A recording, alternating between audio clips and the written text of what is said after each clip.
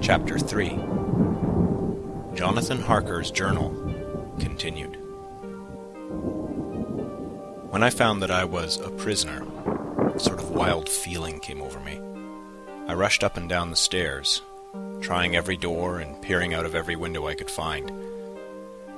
But after a little, the conviction of my helplessness overpowered all other feelings. When I look back after a few hours, I think I must have been mad for the time, for I behaved much as a rat does in a trap. When, however, the conviction had come to me that I was helpless, I sat down quietly as I have ever done anything in my life, and began to think over what was best to be done. I am thinking still, and as yet have come to no definite conclusion. Of one thing only am I certain, that it is no use making my ideas known to the Count. He knows well that I am imprisoned, and as he has done it himself, and has doubtless his own motives for it, he would only deceive me if I trusted him fully with the facts. So far as I can see, my only plan will be to keep my knowledge and my fears to myself, and my eyes open. I am, I know, either being deceived, like a baby, by my own fears, or else I am in desperate straits, and if the latter be so, I need, and shall need, all my brains to get through. I had hardly come to this conclusion when I heard the great door below shut, and knew that the Count had returned. He did not come at once into the library, so I went cautiously to my own room and found him making the bed. This was odd, but only confirmed what I had all along thought, that there are no servants in the house. When later I saw him through the chink of the hinges of the door laying the table in the dining room, I was assured of it. For if he does himself all these menial offices, surely it is proof that there is no one else in the castle. It must have been the Count himself who was the driver of the coach that brought me here. This is a terrible thought. For if so, what does it mean that he could control the wolves as he did, by only holding up his hand for silence? How was it that all the people at Bistritz and on the coach had some terrible fear for me? What meant the giving of the crucifix, of the garlic, of the wild rose, of the mountain ash? Bless that good woman who hung the crucifix round my neck, for it is a comfort and a strength to me whenever I touch it. It is odd that a thing which I have been taught to regard with disfavor and as idolatrous should in a time of loneliness and trouble be of help. Is it that there is something in the essence of the thing itself, or that it is a medium, a tangible help, in conveying memories of sympathy and comfort? Sometime, if it may be, I must examine this matter and try to make up my mind about it. In the meantime, I must find out all I can about Count Dracula, as it may help me to understand.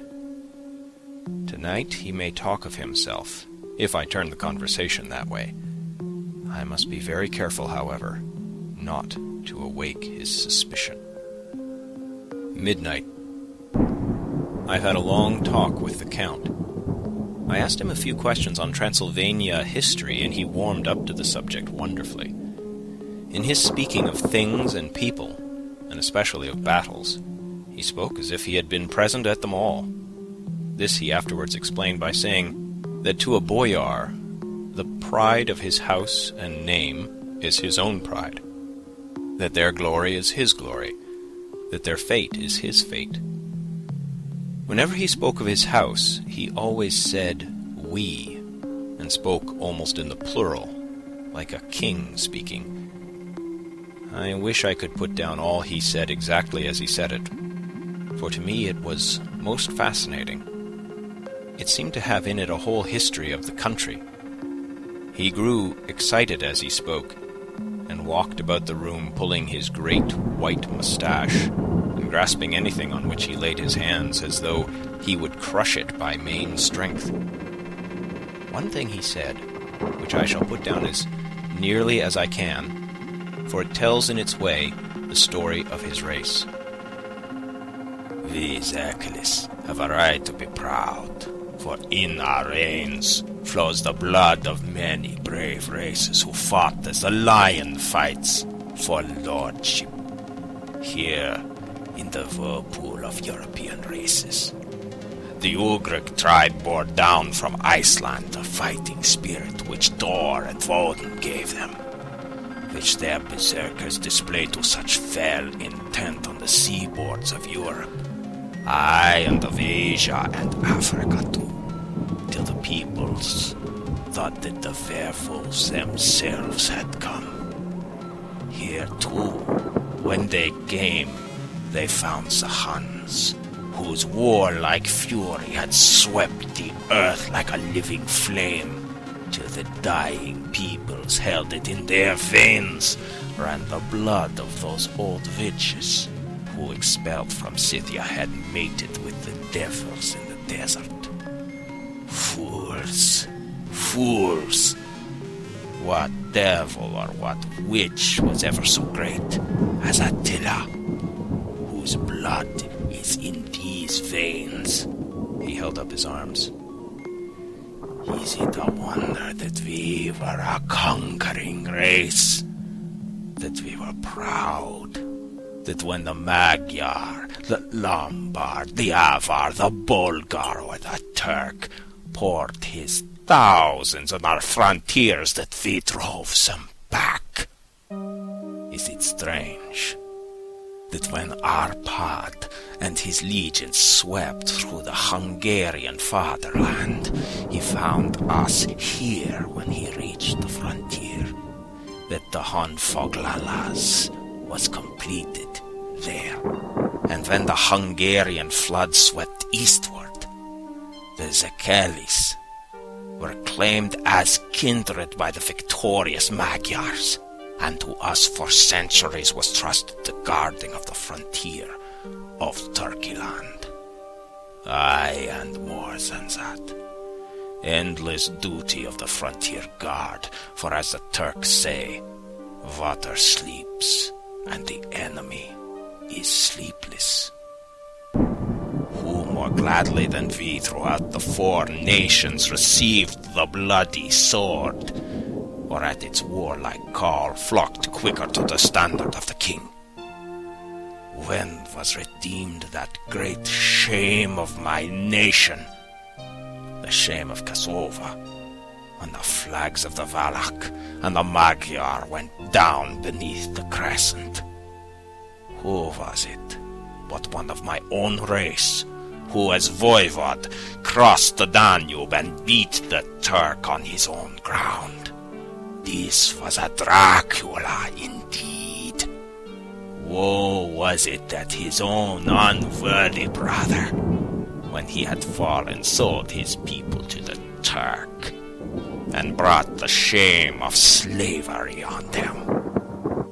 Was it not this Dracula, indeed, who inspired that other of his race, who, in a later age, again and again brought his forces over the great river into Turkeyland, who, when he was beaten back, came again and again, though he had to come alone from the bloody field where his troops were being slaughtered, since he knew that he alone could ultimately triumph. They said that he thought only of himself. Bah! What good are peasants without a leader? Where ends the war without a brain and a heart to conduct it?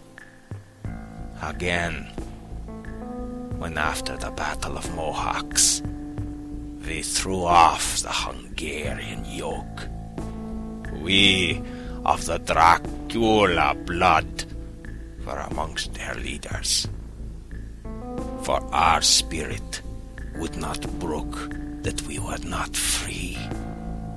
Ah, young sir, the Draculas and the Dracula, as their heart's blood, their brains and their swords, can boast a record that mushroom growths like the Habsburgs and the Romanovs could never reach. The warlike days are over. Blood is too precious a thing in these days of dishonorable peace. And the glories of the great races are as a tale that is told. It was by this time close on morning, and we went to bed. Memorandum. This diary seems horribly like the beginning of the Arabian Nights, for everything has to break off at cockcrow, or like the ghost of Hamlet's father. 12th of May. Let me begin with facts. Bare, meager facts, verified by books and figures, and of which there can be no doubt. I must not confuse them with experiences, which will have to rest on my own observation or my memory of them.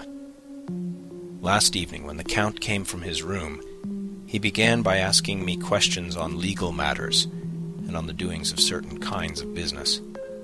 I had spent the day wearily over books, and, simply to keep my mind occupied, went over some of the matters I had been examined in at Lincoln's Inn. There was a certain method in the Count's inquiries, so I shall try to put them down in sequence. The knowledge may somehow, or sometime, be useful to me. First, he asked if a man in England might have 2 solicitors or more. I told him he might have a dozen if he wished, but that it would not be wise to have more than one solicitor engaged in one transaction, as only one could act at a time, and that to change would be certain to militate against his interest. He seemed thoroughly to understand, and went on to ask if there would be any practical difficulty in having one man to attend, say, to banking, and another to look after shipping, in case local help were needed in a place far from home of the banking solicitor. I asked him to explain more fully, so that I might not, by any chance, mislead him. So he said, I shall illustrate. Your friend and mine, Mr. Peter Hawkins, from under the shadow of your beautiful cathedral at Exeter, which is far from London, buys for me through your good self my place at London. Now here let me say frankly, lest you should think it strange that I have sought the services of one so far off from London instead of someone resident there, that my motive was that no local interest might be served, save my wish only, and as one of London residents might, perhaps, have some purpose of himself or friend to serve. I went thus afield to seek my agent, whose labor should be only to my interest. Now, suppose I, who have much of affairs, wish to ship goods, say, to Newcastle or Durham or Harwich or Dover. Might it not be that it could be with more ease be done by consigning to one of these ports? I answered that certainly it would be most easy, but that we solicitors had a system of agency, one for the other, so that local work could be done locally on instruction from any solicitor, so that the client, simply by placing himself in the hands of one man, could have his wishes carried out by him without further trouble. But, said he, I could be at liberty to direct myself. Is it not so? Of course, I replied, and such is often done by men of business, who do not like the whole of their affairs to be known by any one person. Good, he said, and then went on to ask about the means of making consignments and the forms to be gone through, and of all sorts of difficulties which might arise, but by forethought could be guarded against. I explained all these things to him to the best of my ability, and he certainly left me under the impression that he would have made a wonderful solicitor, for there was nothing that he did not think of or foresee. For a man who was never in the country, and who did not evidently do much in the way of business, his knowledge and acumen were wonderful. When he had satisfied himself on these points on which he had spoken, and I had verified all as well as I could by the books available, he suddenly stood up and said, "Have you written, since your first letter to our friend Mr. Peter Hawkins, or to any other?" It was with some bitterness in my heart that I answered that I had not, that as yet I had not seen any opportunity of sending letters to anybody. "Then write now, my young friend," he said, laying a heavy hand on my shoulder.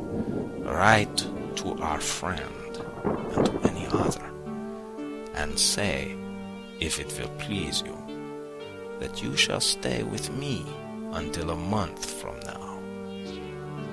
"Do you wish me to stay so long?" I asked, for my heart grew cold at the thought. "I desire it much. Nay, I will take no refusal. When your master, employer, what you will, engaged that someone should come on his behalf, it was understood that my needs only were to be consulted. I have not stinted. Is it not so?" What could I do but bow acceptance? It was Mr. Hawkins' interest, not mine, and I had to think of him, not myself, and besides, while Count Dracula was speaking, there was that in his eyes and in his bearing which made me remember that I was a prisoner, and that if I wished it, I could have no choice.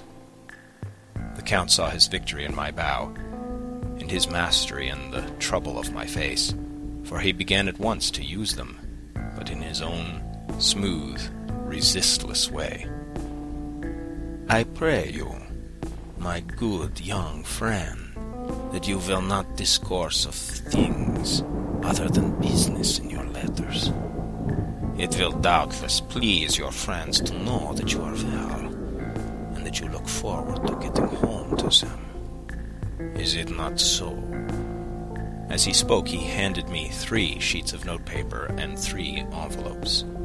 They were all of the thinnest foreign post, and looking at them, then at him, and noticing his quiet smile with the sharp canine teeth lying over the red underlip, I understood as well as if he had spoken that I should be more careful what I wrote, for he would be able to read it.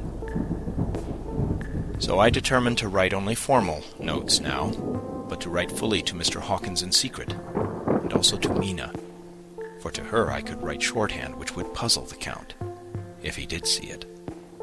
When I had written my 2 letters, I sat quiet, reading a book, whilst the Count wrote several notes, referring as he wrote them to some books on his table. Then he took up my 2, and placed them with his own, and put by his writing materials, after which, the instant the door had closed behind him, I leaned over and looked at the letters, which were face down on the table. I felt no compunction in doing so, for under the circumstances I felt that I should protect myself in every way I could. One of the letters was directed to Samuel F. Billington, No. 7, The Crescent, Whitby. Another to Herr Leutner, Varna. The third was to Coutts and Company, London, and the fourth to Herren Klopstock and Billruth, bankers, Budapest. The second and fourth were unsealed. I was just about to look at them when I saw the door handle move. I sank back in my seat, having just had time to resume my book before the Count, holding still another letter in his hand, entered the room. He took up the letters on the table and stamped them carefully, and then turning to me, said, "I trust you will forgive me, but I have much work to do in private this evening. You will, I hope, find all things as you wish." At the door he turned, and after a moment's pause said, "Let me advise you, my dear young friend. Nay, let me warn you, with all seriousness, that should you leave these rooms, you will not by any chance go to sleep in any other part of the castle. It is old and has many memories, and there are bad dreams for those who sleep unwisely. Be warned. Should sleep now or ever overcome you, or be like to do, then haste to your own chamber or to these rooms, for your rest will then be safe. But if you be not careful in this respect, then..." He finished his speech in a gruesome way, for he motioned with his hands as if he were washing them. I quite understood. My only doubt was as to whether any dream could be more terrible than the unnatural, horrible net of gloom and mystery which seemed closing around me. Later, I endorsed the last words written, but this time there is no doubt in question. I shall not fear to sleep in any place where he is not. I have placed the crucifix over the head of my bed. I imagine that my rest is thus freer from dreams, and there it shall remain. When he left me, I went to my room. After a little while, not hearing any sound, I came out and went up the stone stair to where I could look out towards the south. There was some sense of freedom in the vast expanse, inaccessible though it was to me, as compared with the narrow darkness of the courtyard. Looking out on this, I felt that I was indeed in prison, and I seemed to want a breath of fresh air, though it were of the night. I am beginning to feel this nocturnal existence tell on me. It is destroying my nerve.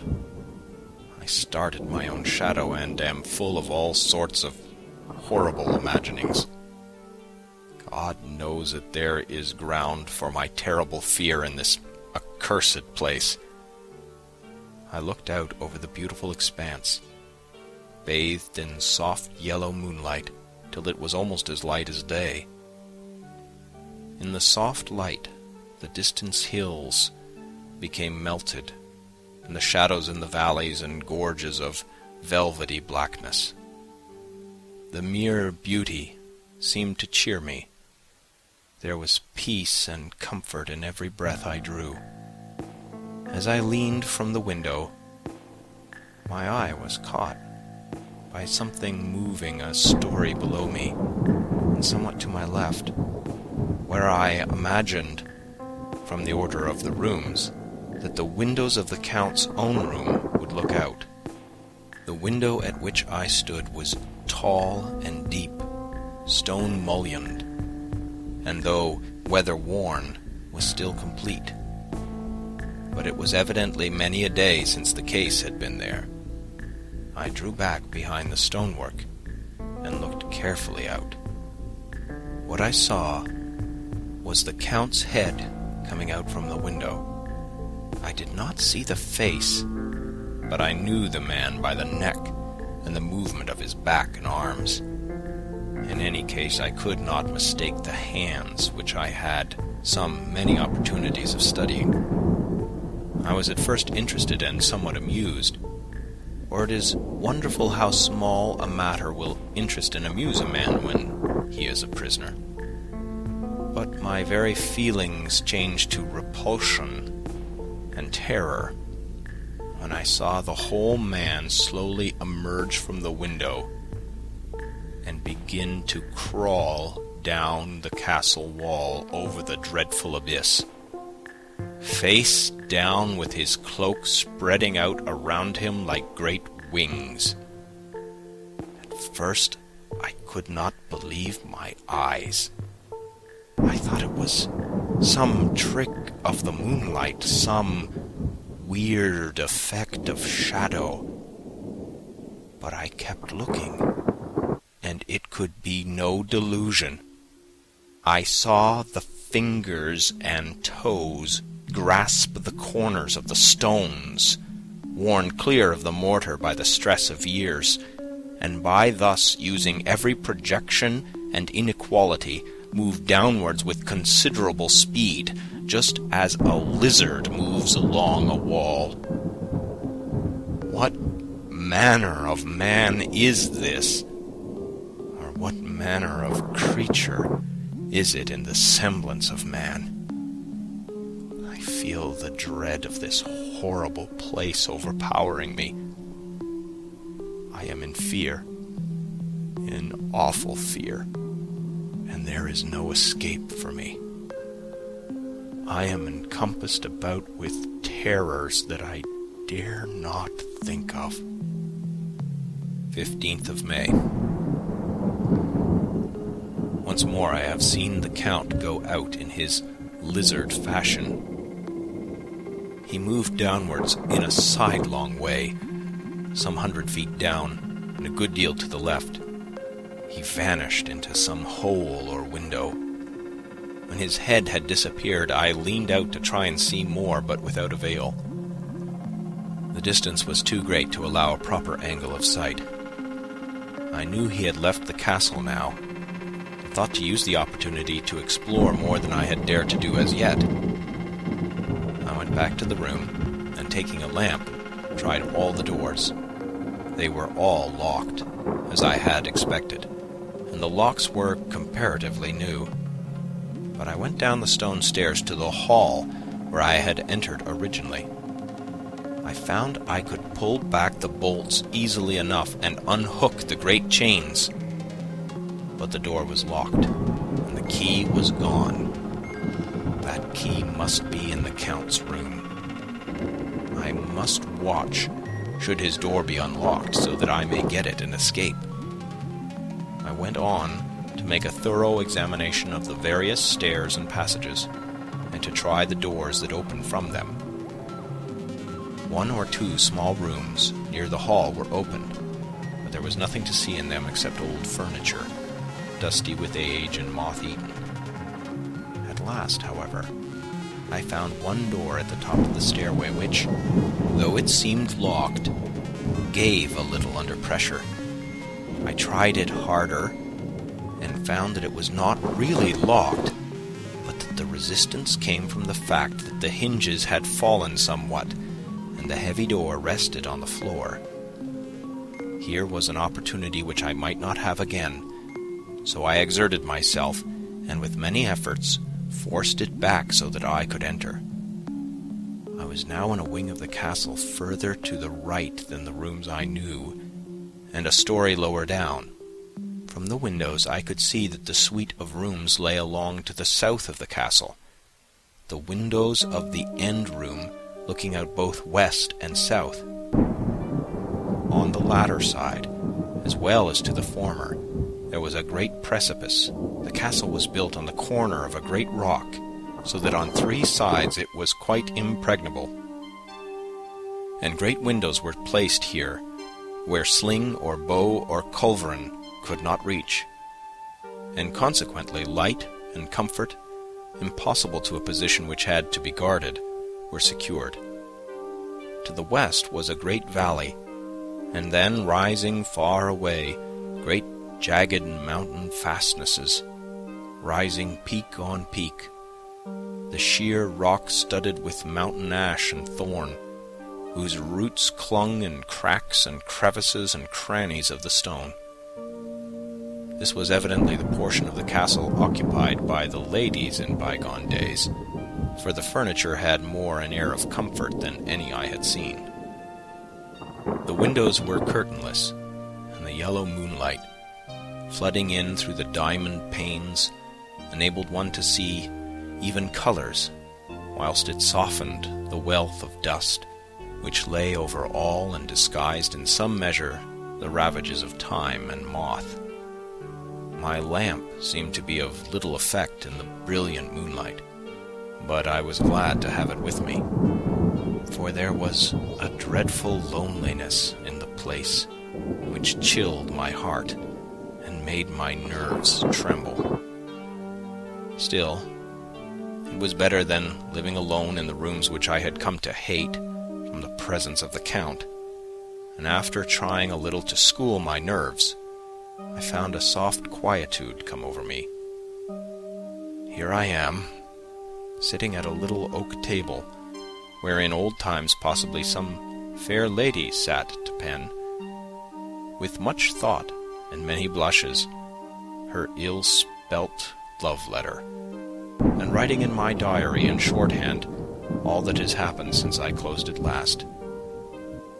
It is the 19th century, up to date with a vengeance, and yet, unless my senses deceive me, the old centuries had, and have, powers of their own, which mere modernity cannot kill. Later, the morning of 16th of May. God preserve my sanity, for to this I am reduced. Safety and the assurance of safety are things of the past. Whilst I live on here, there is but one thing to hope for, that I may not go mad, if indeed I be not mad already. If I be sane, and surely it is maddening to think that of all the foul things that lurk in this hateful place, the Count is the least dreadful to me, that to him alone I can look for safety, even though this be only whilst I can serve his purpose. Great God, merciful God, let me be calm, for out of that way lies madness indeed. I begin to get new lights on certain things which have puzzled me. Up to now I never quite knew what Shakespeare meant when he made Hamlet say, "My tablets, quick, my tablets, 'tis meet that I put it down," etc. For now, feeling as though my own brain were unhinged, or as if the shock had come which must end in its undoing, I turn to my diary for repose. The habit of entering accurately must help to soothe me. The Count's mysterious warning frightened me at the time. It frightens me more now when I think of it, for in the future he has a fearful hold upon me. I shall fear to doubt what he may say. When I had written in my diary and had fortunately replaced the book and pen in my pocket, I felt sleepy. The Count's warning came into my mind, but I took pleasure in disobeying it. The sense of sleep was upon me, and with it the obstinacy which sleep brings as outrider.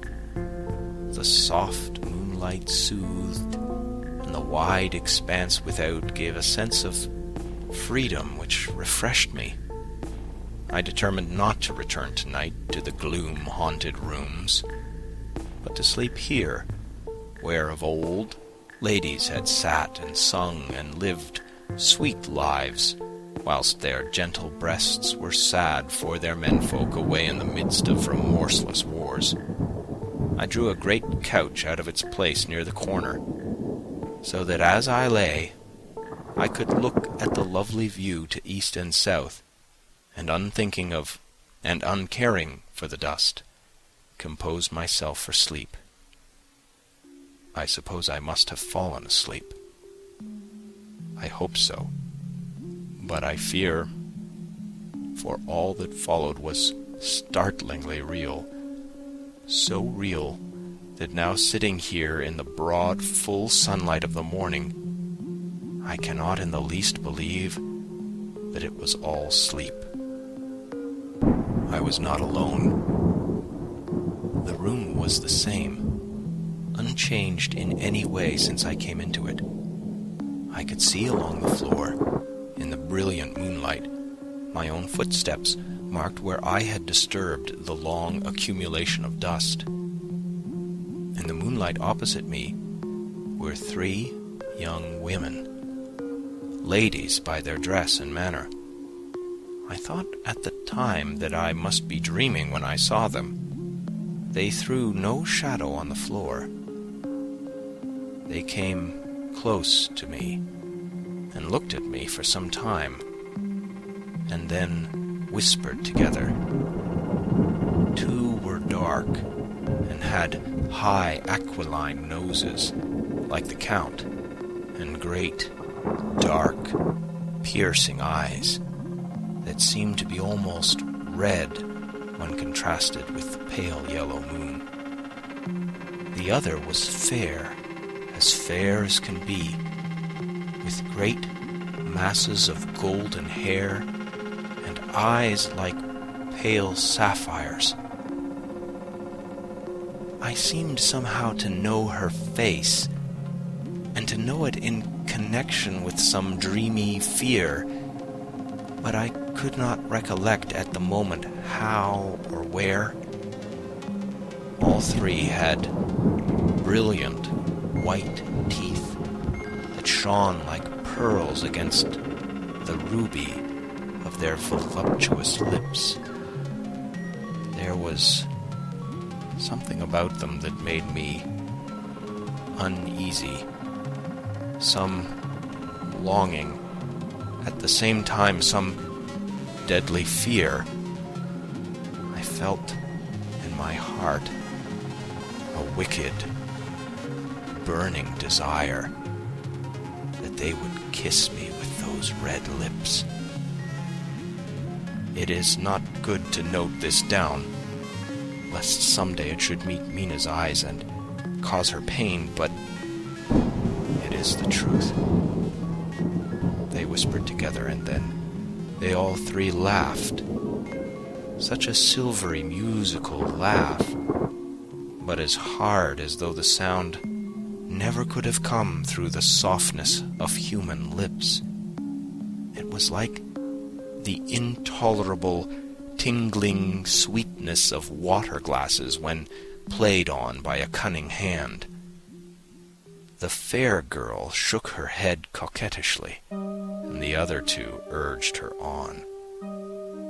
One said, "Go on. You are the first. We shall follow. Yours is the right to begin." The other added, "He is young and strong. There are kisses for us all." I lay quiet, looking out from under my eyelashes in an agony of delightful anticipation. The fair girl advanced and bent over me till I could feel the movement of her breath upon me. Sweet it was in one sense, honey sweet, and sent the same tingling through the nerves as her voice, but with a bitter underlying the sweet, a bitter offensiveness as one smells in blood. I was afraid to raise my eyelids, but looked out and saw perfectly under the lashes. The girl went on her knees and bent over me, simply gloating. There was a deliberate voluptuousness which was both thrilling and repulsive, and as she arched her neck, she actually licked her lips like an animal, till I could see in the moonlight the moisture shining on the scarlet lips and on the red tongue as it lapped the white, sharp teeth. Lower and lower went her head as the lips went below the range of my mouth and chin, and seemed to fasten on my throat. Then she paused, and I could hear the churning sound of her tongue as it licked her teeth and lips, and I could feel the hot breath on my neck. Then the skin of my throat began to tingle, as one's flesh does when the hand that is to tickle it approaches nearer, nearer. I could feel the soft, shivering touch of the lips on the super-sensitive skin of my throat, and the hard dents of two sharp teeth just touching and pausing there. I closed my eyes in languorous ecstasy and waited with beating heart. But at that instant, another sensation swept through me as quick as lightning. I was conscious of the presence of the Count, and of his being, as if I lapped in a storm of fury. As my eyes opened involuntarily, I saw his strong hand grasp the slender neck of the fair woman, and with giant's power draw it back, the blue eyes transformed with fury, the white teeth champing with rage, and the fair cheeks blazing red with passion. But the Count, never did I imagine such wrath and fury, even to the demons of the pit. His eyes were positively blazing. The red light in them was lurid, as if the flames of hellfire blazed behind them. His face was deathly pale, and the lines of it were hard like drawn wires. The thick eyebrows that met over the nose now seemed like a heaving bar of white-hot metal. With a fierce sweep of his arm, he hurled the woman from him, and then motioned to the others as though he were beating them back. It was the same imperious gesture that I had seen used to the wolves, in a voice which, though low and almost in a whisper, seemed to cut through the air and then ring in the room. He said, "How dare you touch him, any of you? How dare you cast eyes on him when I have forbidden it? Back, I tell you all. This man belongs to me. Beware how you meddle with him, or you'll have to deal with me." The fair girl, with a laugh of ribald coquetry, turned to answer him. "You yourself never loved. You never love." On this the other women joined, and such a mirthless, hard, soulless laughter rang through the room that it almost made me faint to hear. It seemed like the pleasure of fiends. Then the Count turned, after looking at my face attentively, and said in a soft whisper, "Yes, I too can love. You yourselves can tell it from the past. Is it not so? Well, now I promise you that when I am done with him, you shall kiss him at your will. Now go. Go. I must awaken him, for there is work to be done. Are we to have nothing tonight? Said one of them, with a low laugh, as she pointed to the bag which he had thrown upon the floor, and which moved as though there were some living thing within it. For answer, he nodded his head. One of the women jumped forward and opened it. If my ears did not deceive me, there was a gasp and a low wail as of a half-smothered child. The women closed round, whilst I was aghast with horror. But as I looked, they disappeared, and with them that dreadful bag.